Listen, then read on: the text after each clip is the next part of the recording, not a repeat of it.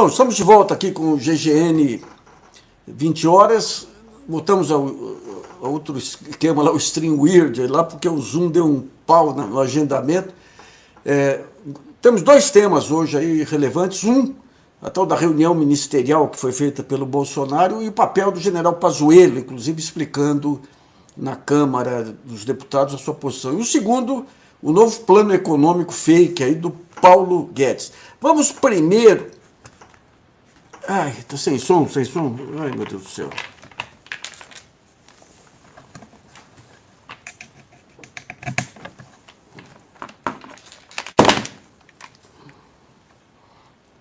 Voltou o som aí, pessoal?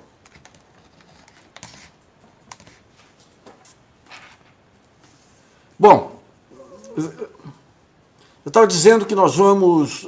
dois temas que vão ser abordados hoje. Essa guerra dos números do general Pazuello e depois o plano econômico anunciado aí pelo Paulo Guedes nessa reunião do Ministério do Bolsonaro.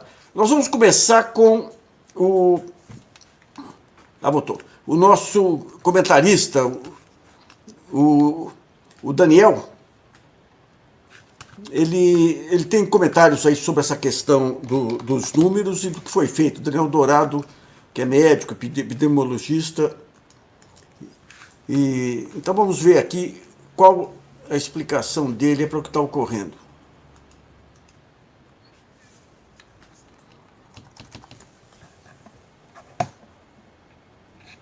Saúde para acompanhamento da Covid-19 ocultaram a soma de casos novos e de óbitos e começaram a apresentar só a variação em 24 horas, dificultando o acesso à informação.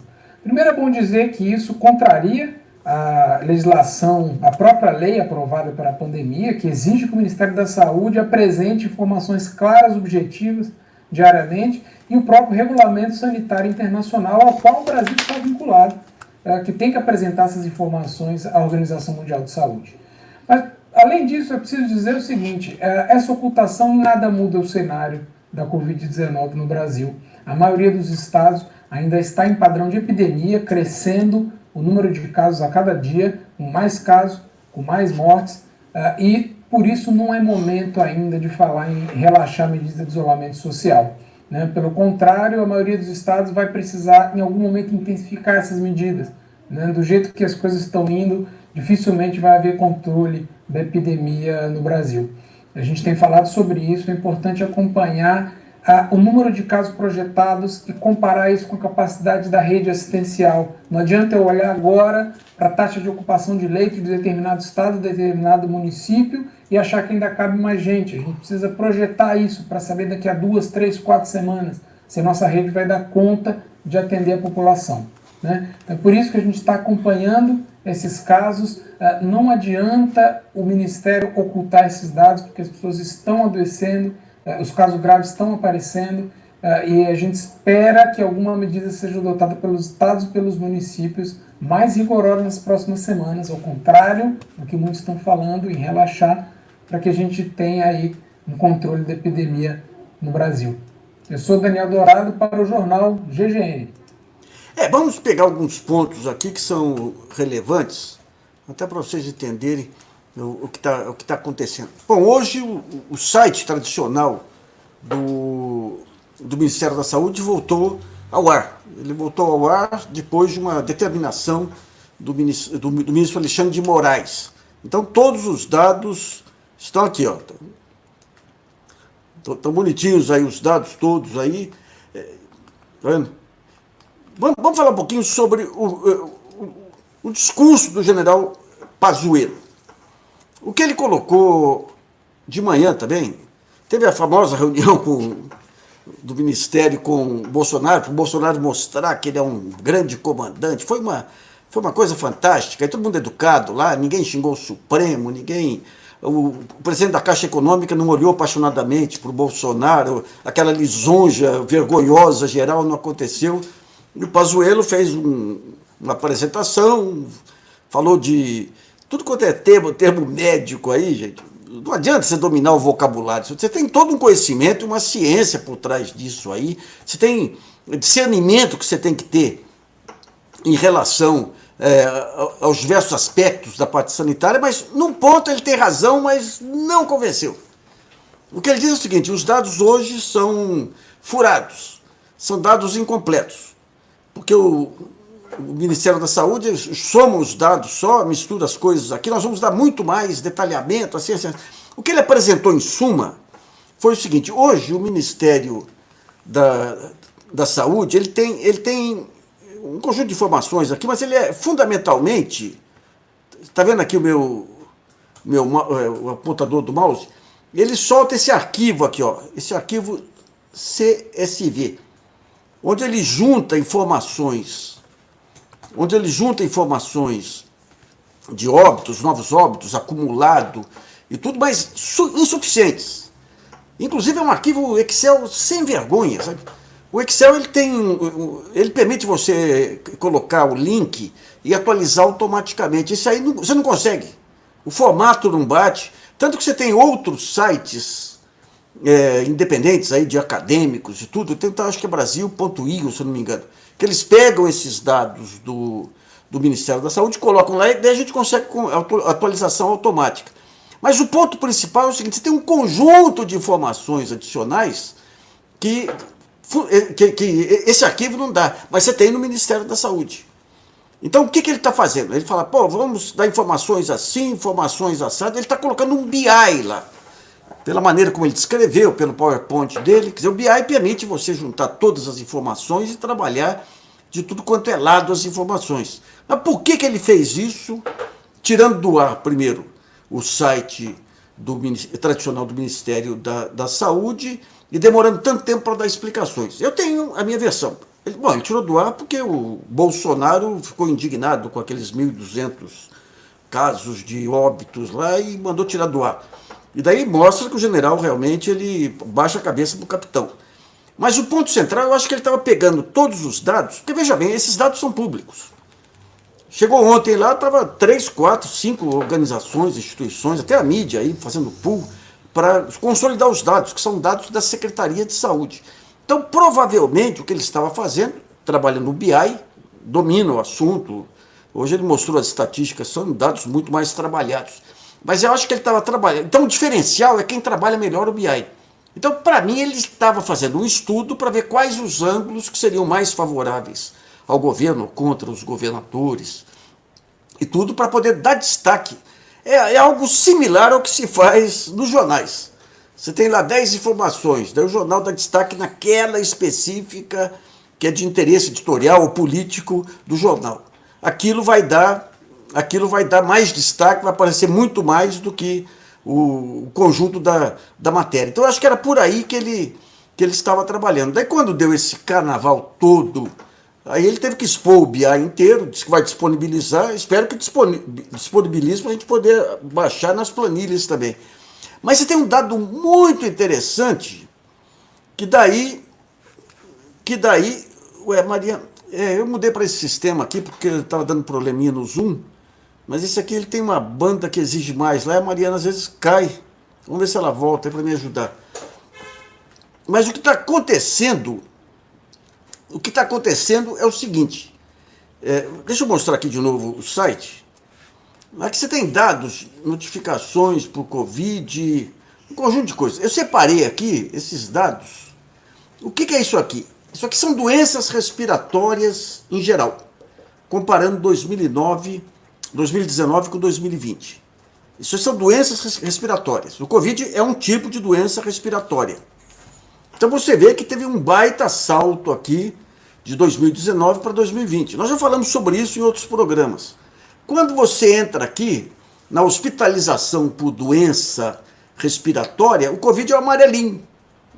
O resto é verde. Isso aqui é subnotificação na veia. Na veia. E quando você pega a maior subnotificação, onde você tem? São Paulo.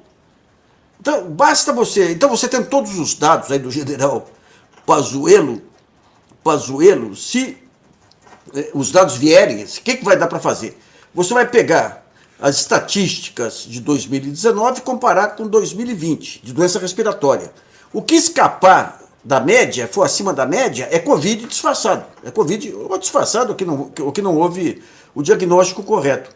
Então, por aqui você vê a situação do estado de São Paulo. Então, mesmo com essa baita subnotificação, é muita coisa, gente, olha aqui. É muita coisa.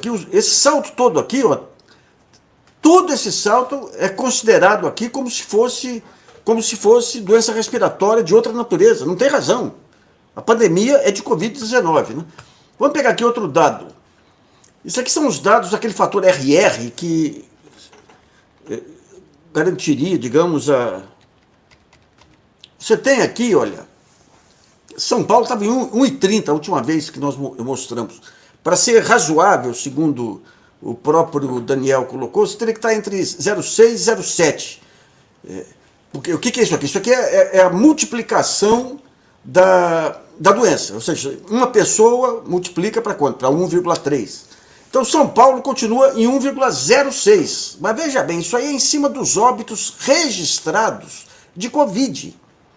Mas se você tem uma baita subnotificação de internação, você tem uma baita subnotificação de óbitos de Covid. Aqui mesmo pegando esses óbitos de Covid, isso aqui você tem... É a média. O que nós pegamos aqui? Você pega a média semanal, transforma em média diária e depois converte em média mensal.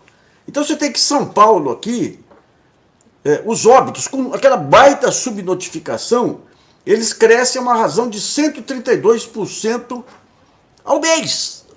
Mais que dobra ao mês. Então não adianta você falar que não, mas estava em 199, caiu para 132, continua sendo 132. Se lá na frente cair mais, aí para cair para 80, é 80% a mais. É muita coisa. É muita coisa, sabe? Então, digamos, é esse processo todo aí que faz você ficar com o pé atrás sobre o que vem por aí, né?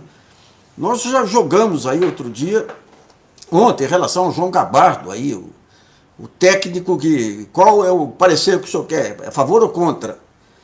Hoje ele até sumiu aí de dar palpite, espero que suma aí, efetivamente. Você tem que ter pessoas de peso maior. Repito, a crise econômica é braba.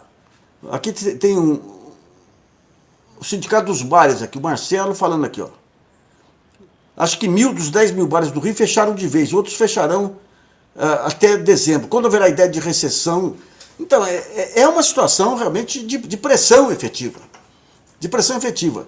Então você tem, é um quadro real da morte dos CNPJs, como se diz aí. O ponto central é o seguinte: se você flexibiliza antes da doença estar controlada, você mata pessoas e mata CNPJs. Porque vai ter que voltar. Então todos aqueles dados do Gabardo lá, que São Paulo melhorando, porque isso, porque aquilo, porque o Brasil não repetiu a tragédia da Espanha e da Itália, isso é conversa mole. O Brasil ele nem chegou no pico ainda, ele está caminhando de uma forma célere aí, está se espalhando pelo interior. Então, por isso tudo, tem que olhar de vez aí, com muito cuidado, o que está acontecendo aí com essa tentativa de flexibilização, que é imprudente. É imprudente. E os governantes que não estão resistindo à pressão, lembre-se o seguinte: daqui a um mês, vocês vão estar pagando a conta politicamente, ou 15 dias, ou uma semana. Vamos pagar a conta politicamente. Então, se voltar a aumentar a pandemia aí, como é que vocês vão se justificar perante os seus eleitores? É um quadro brabo. E um ponto que o Daniel colocou, que é dos mais relevantes. Não adianta você falar hoje que temos 70% de ocupação dos leitos, como se fosse uma grande vantagem. Logo, temos espaço para, se a doença crescer, a gente poder atender a todo mundo. Gente, 30% de folga com uma pandemia dessa não é nada. Isso aí da noite para o dia pode voltar. Você ocupa tudo isso aí. Hoje o Bolsonaro só toma aquelas batatadas dele lá, né? Que ninguém morreu por falta de respirador. Só faltava. Aliás, hoje, esse encontro dele hoje, esse live dele aí da reunião ministerial estava ridículo, né? Aquele ministro das Relações Exteriores, o Ernesto, é muito despreparado, né? O agradecimento dele pelos 2.000 respiradores que foram enviados presidente Trump não significa nada. O que o Trump segurou de respirador brasileiro, que tinha sido adquirido pelos estados, aí, passou pelos Estados Unidos, foi confiscado lá, confiscado. Demanda 2 mil, mais 5 milhões de dólares. E são muitos sabujos, né? Agora, o general Pazuello, ele mostra alguns pontos aí que são complicados, porque comprova o seguinte: ele não é o tolo que parecia, mas é o submisso. Ou seja, o jogo que ele faz é um jogo de poder, é um jogo de preservar o poder do Bolsonaro. Não é outra coisa, não é responsabilidade perante o país, perante as pessoas, não é nada disso. Deixa eu só falar algumas coisas aqui sobre... Hoje nós fizemos 2 entrevistas que eu até sugiro a vocês acompanharem. Agentes do Estado. Uma sobre aqueles crimes de maio de 2006, que nós já falamos aqui em outra oportunidade, que foi uma coisa trágica, efetivamente, aqui, né? Nós montamos hoje um debate com o Eduardo Valério. O Eduardo Valério é promotor dos direitos do cidadão aqui em São Paulo e acompanha esse caso aí da morte de mais de 500 pessoas, de rapazes sem antecedente policial, de mulheres, moças grávidas, uma que levou um tiro na barriga um dia antes. Por quê? Porque o que a polícia fez na época, como o PCC havia matado alguns guardas aqui, não foi atacar o PCC. O que eles fizeram foi pegar as regiões onde havia o PCC e executar todo mundo, porque vai pegar aqui pessoas conhecidas deles. Um dos atos mais cruéis que já ocorreram na história do país aí, e está impune. Segundo o Valério, na entrevista que ele deu, esse caso caminha para prescrever, porque você tem, na parte penal, você tem que definir claramente responsabilidades. Gozado, né? Quando você vai tirar um governo do poder, você pega esse caso aí da teoria do domínio do fato aí e aplica. Esse caso é evidente, que você tinha um comando ali, ué. Você tinha um comando. Se esse comando deixou que esses crimes fossem cometidos aí, se teve participação direta, não tem uma responsabilidade objetiva nesse. Vamos ouvir um pouquinho aqui como que o Eduardo participaram. O Eduardo e a jornalista Ana Cláudia Maker, que ela é do Intervozes, para falar do impacto que tem os programas sensacionalistas nessa questão do genocídio negro aí, sabe? E também pelo fato de que a imprensa brasileira se condói aí com o que ocorre nos Estados Unidos, é que você tem 100 vezes pior, você não tem essa reação, mesmo porque a maioria dos canais regionais, locais, tem programas policiais aí em que se enaltece a violência, que se justifica a violência, a morte. Como dizia o Valério, se um jovem passa por uma barreira policial e não obedece a ordem de parar, com receio, porque às vezes está com um pouco de maconha e tudo aí, é morto, né?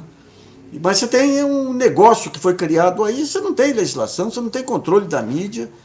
Então, por conta desse negócio, se abre espaço aí para esse pessoal, né? Vamos aí ao Eduardo Valério.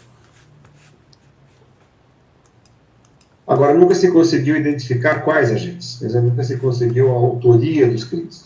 E aqui é bom esclarecer aos nossos internautas que no direito penal a responsabilidade, salvo uma única exceção dos crimes ambientais, que não tem nada a ver com a nossa discussão, a responsabilidade ela é pessoal, né? Então é uma pessoa física que é autora de crimes. Ao passo que a responsabilidade civil, a responsabilidade administrativa, e nem se fala a responsabilidade política, também não estamos falando disso, essa sim pode ser atribuída a uma pessoa jurídica, inclusive ao Estado, pessoa jurídica de direito público, Estado de São Paulo. Muito bem, as apurações criminais não chegaram a um resultado que permitisse a responsabilização e a condenação, que fossem processados. Houve 1 ou 2 casos de ações judiciais. Uma delas, inclusive, está em curso até hoje, que houve uma sessão tribunal do júri, foi anulada por uma falha processual. Enfim, mas não há nenhum condenado por esses crimes, nenhum dos autores. O que nós fizemos na Promotoria de Direitos Humanos foi propor uma ação civil, uma ação de indenização e uma ação de reparação, uma ação buscando medidas de reparação às famílias daquelas pessoas que foram atingidas e também aos que, embora atingidos, sobreviveram. Há também sobreviventes. Nós baseamos todo o nosso trabalho nesta ação na chamada Justiça de Transição, que é um instituto relativamente pouco conhecido no Brasil, o que é lamentável. Essa chamada Justiça de Transição é um conjunto de medidas jurídicas, políticas, que foram construídas no âmbito internacional, sobretudo sob a guarda das Nações Unidas, para que as sociedades que saiam de um determinado regime político ditatorial construam as bases políticas e jurídicas para o momento seguinte da sua redemocratização. Bom, isso aqui são dados relevantes que foram apresentados. A jornalista Ana Cláudia trouxe uma informação aqui assustadora que foi o aumento brutal das mortes aqui nesse período de pandemia. Não foi só no Rio de Janeiro que aconteceu isso. Está aconteceu aqui em São Paulo também, uma explosão.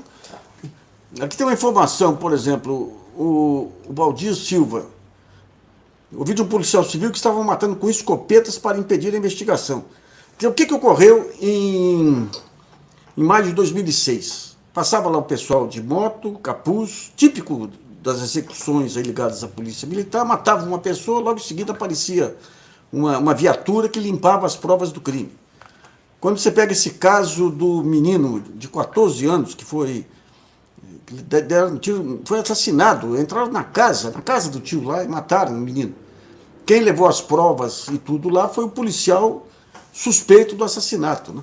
Então esse ponto, o genocídio negro aqui não pode ficar nesse modismo agora só de ficar solidário ao caso do americano morto lá, que é importante que esse caso sirva de exemplo aqui para a gente começar efetivamente a combater essa violência policial.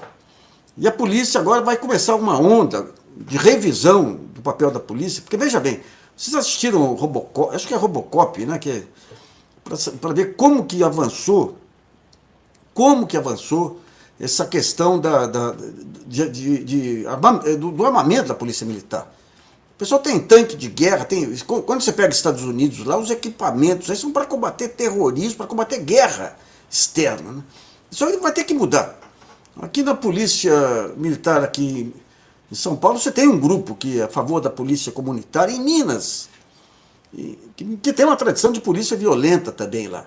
Mas em Minas você conseguiu montar um modelo interessante com a chamada policiamento de proximidade. Então você tem que inverter esse negócio da polícia declarar guerra contra a população, e especialmente em periferia e tudo, não dá. Isso aí não é de país civilizado. Isso aí tem que ser rompido aí.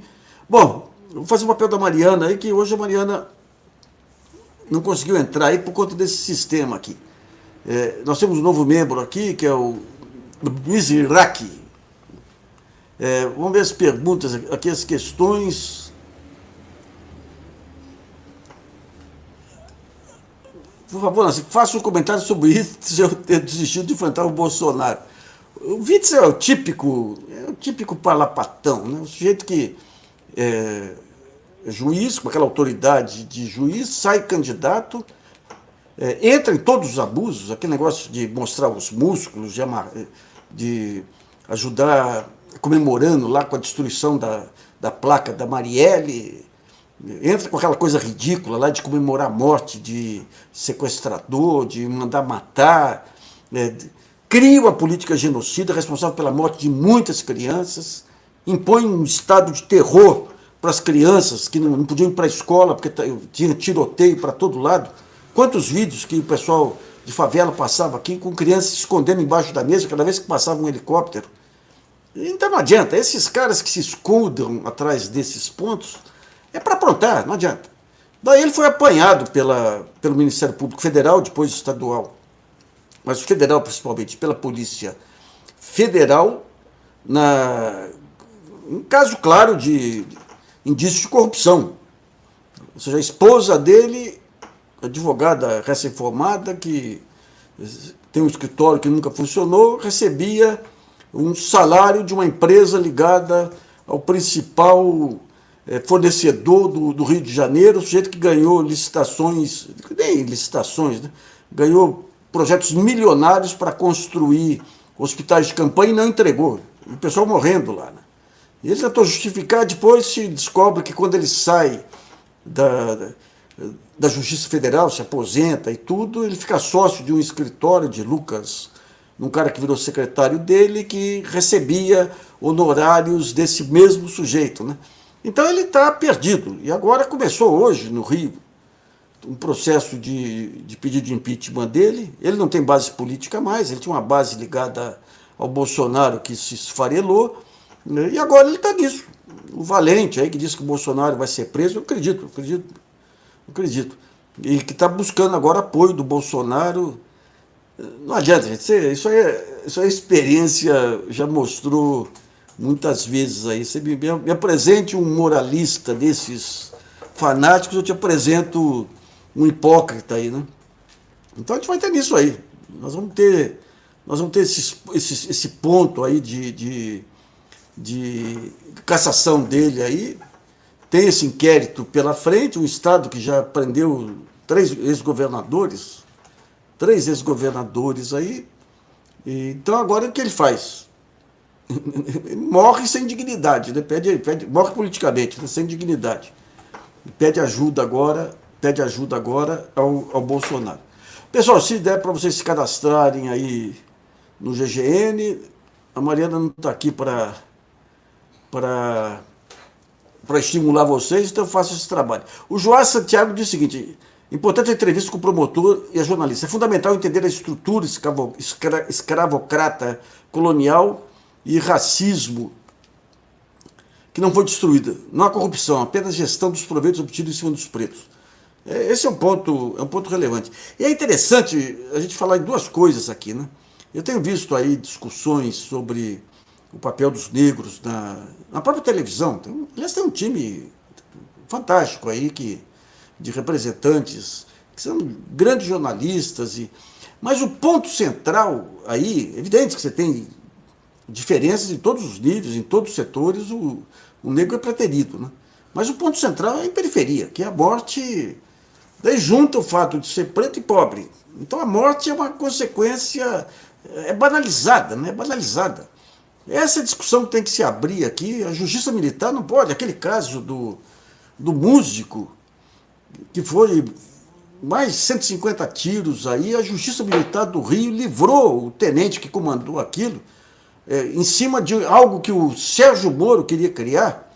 Ou seja, se o cara acha que está sendo ameaçado, basta para que isso legitime qualquer atitude violenta, né? Então é complicado isso aqui, sabe? O Vaniel só vai cadastrar quando a qualidade técnica melhorar. Vaniel, então não precisa não. Aqui nós temos a qualidade de conteúdo aqui, e a parte técnica aqui, se estiver bastante cadastrado, a gente consegue melhorar aquilo. O Henrique Nunes, ele entrou numa coisa que o Cunha está solto desde o início da pandemia, nunca nem o veículo da comunicação foi até a casa dele. É interessante, né? Uma época até criou uma lenda aí que ele continuava dominando, uns boateiros, que ele continuava dominando o Congresso, que estava solto, que estava... Era tudo conversa. Eu até publiquei, eu nem sabia dessas lendas, eu publiquei um comentário de uma conversa que eu tive do Disseu, contando o comportamento do Cunha no presídio. Disseram que eu tinha sido ameaçado de morte, por isso que eu estava admitindo que ele estava preso. Evidente que ele foi preso, evidente que ele ficou preso, e acabou saindo porque ele estava com Covid agora, está em casa, mas tem razão, o espectador tem toda a razão, porque ele foi poupado de todo jeito. Não sei se é o fato de ser casado com um jornalista e tudo, mas a intimidade dele foi preservada de todo jeito. Trataram ele como um cidadão normal, com direitos. Enquanto que do outro lado se expunha de todo jeito os demais aí, expunha o Lula, a esposa do Lula, a viúva do Lula, a falecida Dona Marise, uma coisa indigna, né? Indigna. Bom, vamos falar um pouquinho agora do Paulo Guedes. Hoje, a capacidade do Paulo Guedes de mentir é uma coisa inacreditável, né? Hoje ele precisava apresentar novidades. O Bolsonaro falou, precisamos mostrar que a nossa reunião de ministério é séria, que fizeram um jogo de cena, evidente, sem as câmeras lá, é porra para todo lado, né? Aquela fineza sem propósito, sem objetividade. Mas hoje precisava mostrar serviço. Até o chanceler agradecendo os 2.000 respiradores do Trump, foi demais. Mas veio o Paulo Guedes, e o que ele promete? Tudo aquilo que se pedia para ele, que ele não vai entregar, ele colocou hoje. Porque nós vamos dar apoio aos empresários, vamos bancar parte da folha de salário dos funcionários, vamos bancar o capital de giro das empresas para manter... Veja bem, tudo o que não... E depois fala da Renda Brasil, a Renda Brasil que vai ser estendida, isso e aquilo. Tudo que ele não fez nesse período. Gente, você tem uma máxima que vale para a justiça, é justiça lenta e justiça mal feita. Ou medicina. Pô, eu tenho um tratamento ótimo que eu tenho que dar para uma pessoa que está doente. Se eu espero uma semana, essa pessoa morre, não adianta. Então o tempo é fundamental. Tudo aquilo que se aprontava que ele não estava fazendo, que é partilhar o risco do capital de giro para as pequenas empresas, garantir as pequenas empresas, que na Inglaterra fez, a Espanha fez, Portugal fez, a Argentina fez. É o seguinte, você tem que manter esse pessoal empregado, reduzir ao mínimo o poder aquisitivo deles, porque é isso que vai manter a economia funcionando. Então nós vamos bancar aqui. E como é que banca? Com emissão de moeda. Então não teve emissão de moeda. Hoje o Financial Times tem uma entrevista com Roberto Campos Neto, que ele fala, não vamos apelar para emissão de moeda, vamos usar as ferramentas tradicionais. São muito pequenos. Assim, qualquer outro ministro com mais dimensão, ia ver o problema fundamental que é essa baita recessão que derruba a receita fiscal, cria problema social, cria problema sanitário, e usar todas as ferramentas para isso. Aqui não, eles olham e falam, não, isso aqui não é de bom tom a gente fazer emissão de moeda, é porque podem pensar que vai dar inflação. Não vai dar inflação, porque com essa crise não dá inflação, mas podem pensar que dá inflação e podem nos desacreditar aqui. Os fundos de investimento que eles querem trair se mandando do Brasil. Eles voltam só para movimentos especulativos, porque os ativos ficaram muito baratos aqui, com a própria desvalorização do real aqui, né? Então ficaram baratos aqui. Então você tem os investimentos fora, você pega o Banco Mundial prevendo uma queda de 8% do PIB, mais do que a média mundial, lá no piso dos países, aí por conta do quê? Por conta dos erros do Paulo Guedes. E agora ele fala, não, agora vamos garantir aqui a folha de salários, vamos garantir o capital de giro das pequenas empresas. As pequenas empresas, você deve já ter tido um fechamento. Pega o setor de bares e restaurantes, aí o que está acontecendo? Ninguém segurou peteca, nós estamos 3 meses já nisso. 3 meses. A semana passada ele anunciou que vai soltar negócio do BNDES, compartilhando risco com os bancos, daqui 1 mês. Não adianta, gente. Depois que a empresa morre, não tem jeito. Não tem jeito. Bom, pessoal, nós vamos ficando por aqui. Aqui o Luiz Alberto diz o seguinte, quando o BC reduz compulsório, faz empréstimo para o banco, é emissão também. O Banco Central já está emitindo, mas o povo está de fora. É isso aí, ué.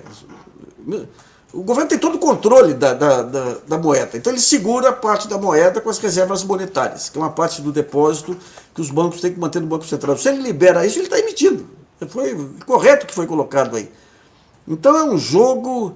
Então é o seguinte, grande parte dessa crise aí, o Paulo Guedes, o Fernando Henrique, aliás, falou uma das poucas coisas sensatas aí, que é o seguinte, o Paulo Guedes acabou o tempo dele já. É só gogó, sempre foi só gogó, mas agora acabou o tempo dele. E um ponto relevante aí, aliás, depois de ver esse depoimento nós tivemos um outro depoimento aqui que foi da maior relevância. aqui, que foi essa questão, deixa eu pegar aqui, que foi essa questão da Damares ter acabado,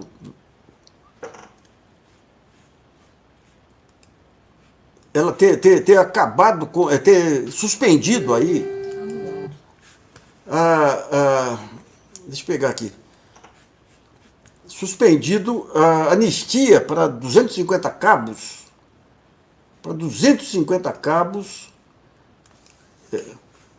e o Toffoli ter feito um trabalho terrível aí de convalidado esse levantamento da anistia que já tinha sido dada aí, sabe?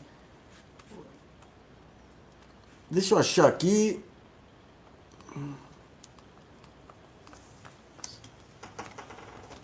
Um pouco esse pau que deu no outro sistema aí acabou bagunçando um pouquinho. Aqui, olha. Nós fizemos aqui hoje uma live importante com a Eugênia Gonzaga, que foi presidente da Comissão de Mortos e Desaparecidos, a Vera Vital Brasil, que é de um grupo de psicólogos que atende as clínicas, que atende as vítimas da ditadura, e o Vitor Neiva, que foi representante aí dos anistiados na comissão da anistia, mostrando o que foi feito, essa história dos militares que foram derrubados aí pela ditadura no começo e não conseguem ter uma reparação, sabe? Vamos lá ver essa...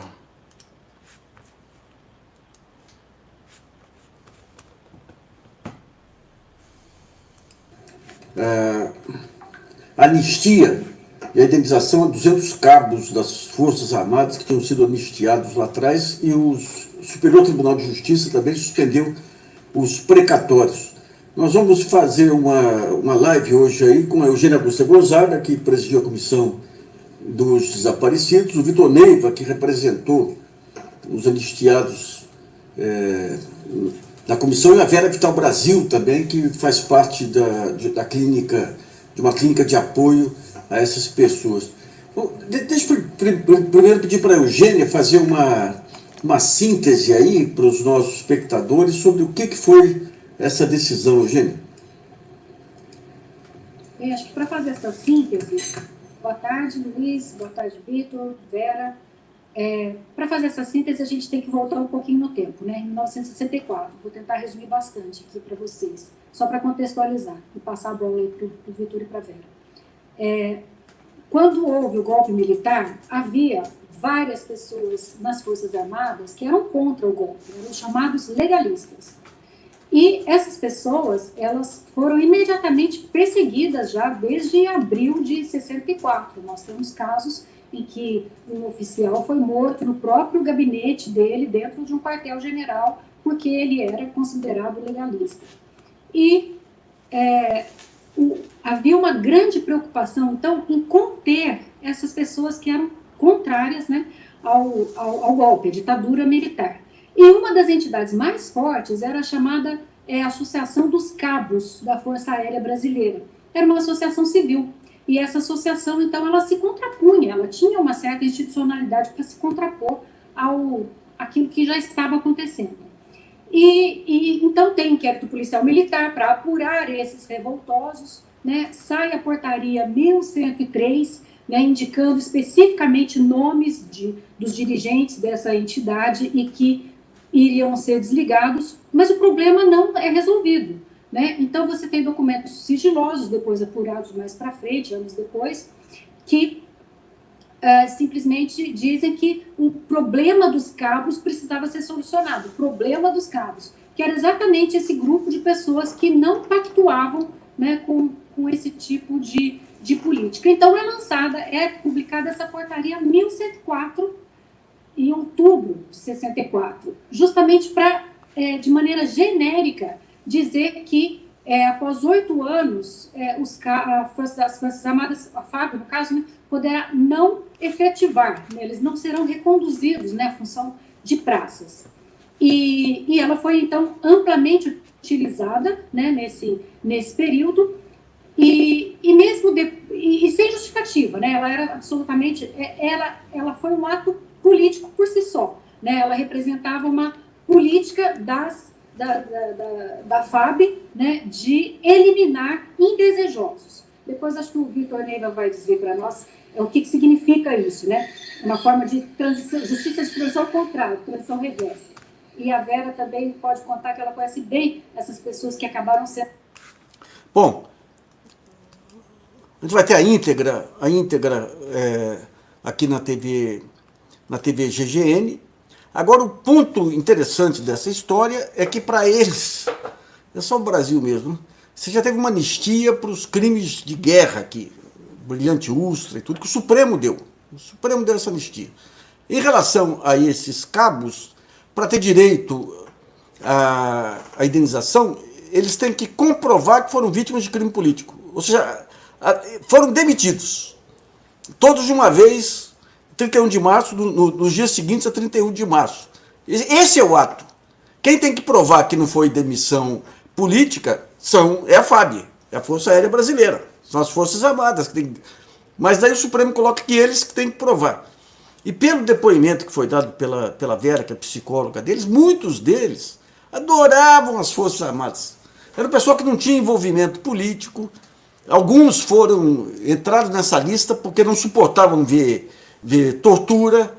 Então houve total falta de discernimento, não eram inimigos, ficaram desajustados depois aí, tinham colocado fé nessa carreira das Forças Armadas, e vem o Supremo, vem o Toffoli e diz que eles têm que comprovar que foram vítimas de crime político, ou de uma decisão política. É inacreditável, né? Bom, pessoal, nós vamos ficando por aqui. Vamos à nossa música de hoje. É fantástica. Eu tenho colocado aqui as coisas da Mônica Salmazo. Ela tem feito uns lives aí extraordinários, né? Esse aqui vai ser ela, o Marcos Nimricher, que é acordeonista, e o Teco Cardoso, que é um baita sopro aí de vários instrumentos aí. Vamos ficando por aqui. Opa, tem o Henrique Nunes, que não vê a Eugênia desde os 70, os anos 70, os anos 70 a Eugênia estava nascendo lá, gente. Bom, ficamos por aqui, pessoal. Um abração aí.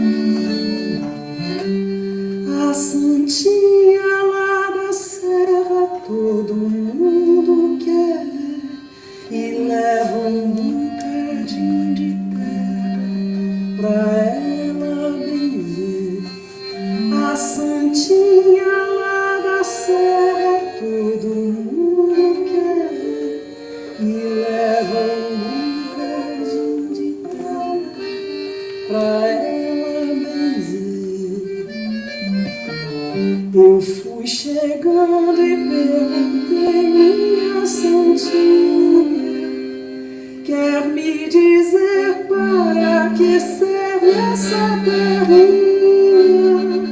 Ela me disse, ponha lá no seu quintal, que vai ver seu amorzinho, dizendo não estou de nada.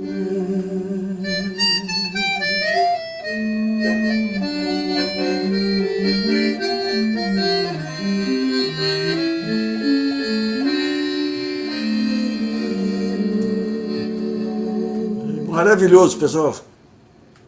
A santinha lá na serra, todo mundo quer ver, e leva um bocadinho de terra pra ela benzer. A santinha lá na serra, todo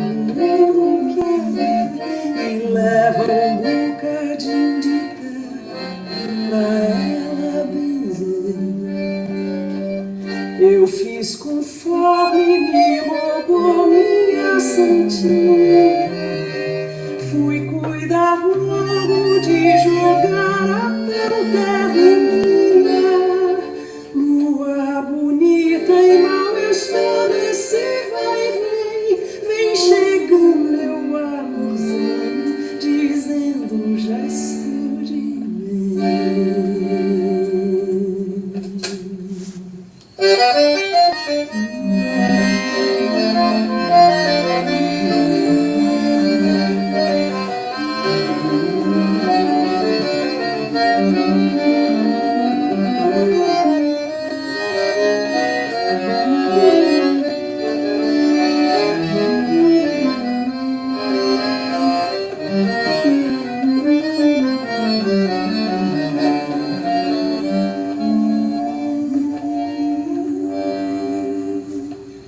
Eu fiz conforme me rogou minha santinha.